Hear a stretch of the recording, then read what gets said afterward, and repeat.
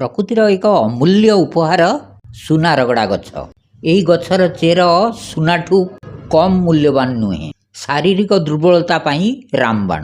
ଯଦି ଶରୀରରେ ବଳ ନାହିଁ, ଓଜନ ବଢ଼ୁନାହିଁ, ତେବେ ଏହାର ଚେରକୁ ଦିନକୁ ଥରେ କ୍ଷୀର ସହିତ ସେବନ କରନ୍ତୁ। ମା ଭଉଣୀଙ୍କ ପାଇଁ ବରଦାନ। ମହିଳାଙ୍କ ଶ୍ୱେତପ୍ରଦର ସମସ୍ୟା କିମ୍ବା ପୁରୁଣା ଝାଡ଼ା ରୋଗ ପାଇଁ ଏହା ଏକ ପ୍ରଭାବଶାଳୀ ଔଷଧ।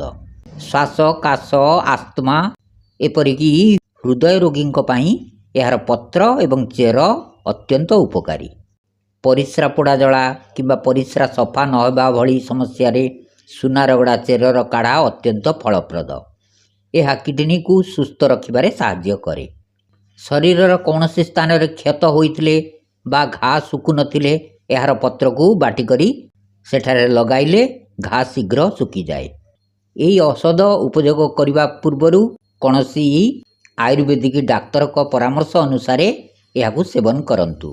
ଏହି ଗଛର ଅଧିକ ଔଷଧୀୟ ଗୁଣ ବିଷୟରେ ଜାଣିବା ପାଇଁ ଏହି ଚ୍ୟାନେଲରେ ଥିବା ଲଙ୍ଗ୍ ଭିଡ଼ିଓ ଦେଖନ୍ତୁ।